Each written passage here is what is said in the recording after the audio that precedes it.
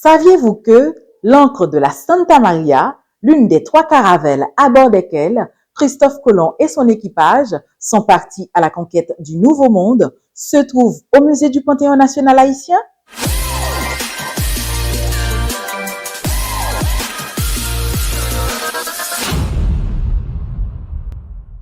Au nom des rois catholiques d'Espagne, le roi Ferdinand d'Aragon et la reine Isabelle de Castille, le 3 août 1492, Christophe Colomb et son équipage quittaient le port de Palos à la conquête du Nouveau Monde.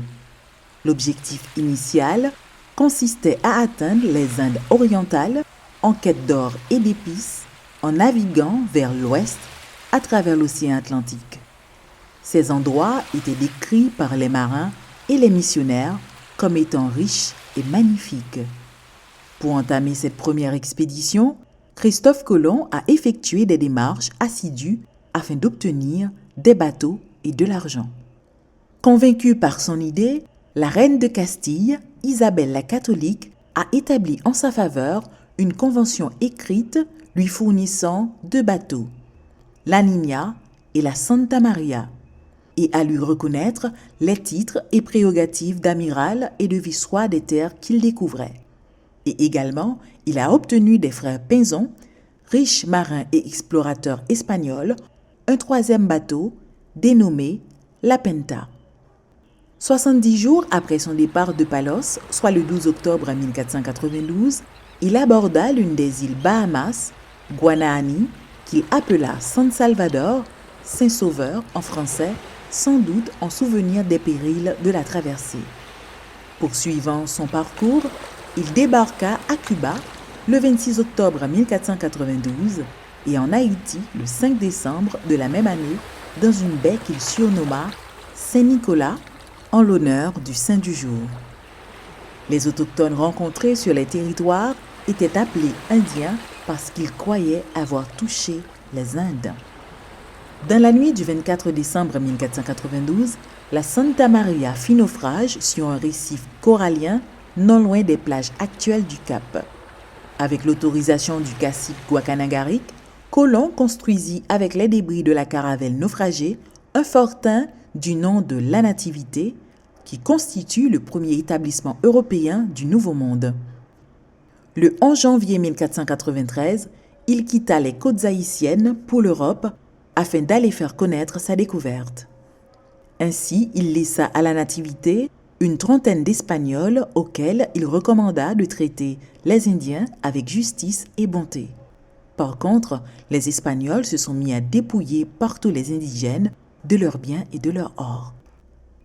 Construite probablement de bois de pin et de chêne des forêts avoisinantes, la Santa Maria est considérée comme une caraque faite en Galice, appartenant au cartographe et capitaine de navire Juan de la Cosa.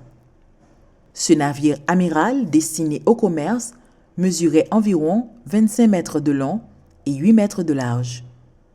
Doté d'un mât de 23 mètres, il pesait 102 tonnes. L'ancre de la Santa Maria est une tige de métal mesurant 4 mètres de hauteur avec à sa base un arc de cercle. Elle a été retrouvée 304 ans après le naufrage, soit en 1796, au large de la baie de Caracol, sur l'habitation Fournier-Bellevue, à 1 km à l'intérieur des terres et à 2 mètres de profondeur. Conservée au musée du Panthéon national haïtien depuis 1983, l'ancre de la Santa Maria est un patrimoine historique considéré comme l'un des objets phares du musée.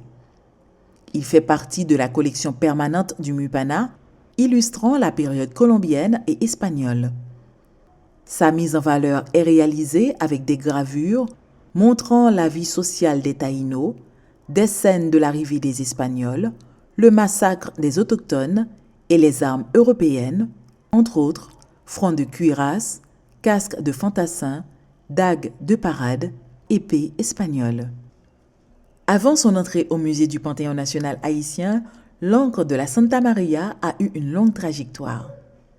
Suite à son exhumation, elle a été transportée à Port-au-Prince en septembre 1892 pour être placée au Palais national dans le cadre de la célébration du 12 octobre, date marquant l'intrusion de Colomb dans la Caraïbe.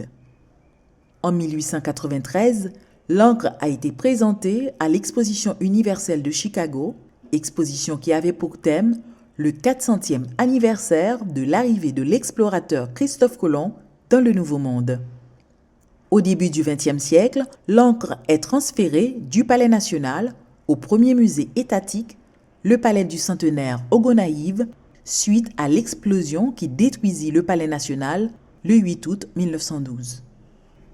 Elle fut à nouveau transférée en 1939 de la Cité de l'Indépendance à Port-au-Prince au Musée national créé par le président Sténio Vincent. Elle fut par la suite exposée à Gênes dans le cadre de la célébration du 5e centenaire de la naissance de Colomb.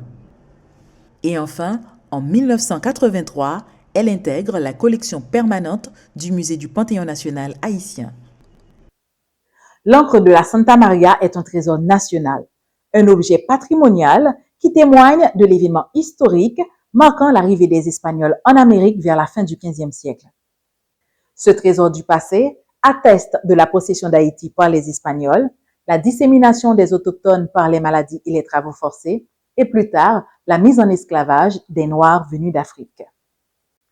L'encre de la Santa Maria, à travers son histoire et son parcours, nous révèle un pan de l'histoire d'Haïti et du monde. Elle mérite d'être présentée au plus grand nombre, exposée dans d'autres endroits du pays et du monde, car nos patrimoines nous révèlent qui nous sommes et d'où nous venons. Reconnectons-nous à nos racines, valorisons nos patrimoines culturels.